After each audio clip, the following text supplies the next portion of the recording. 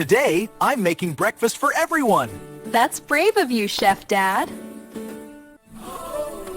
Is it breakfast or fireworks? It's experimental cooking. Smells like science class! Not perfect, but made with love. Best breakfast ever, Dad!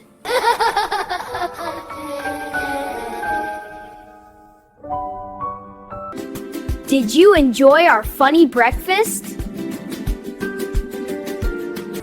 Don't forget to like and share! And subscribe for more fun stories.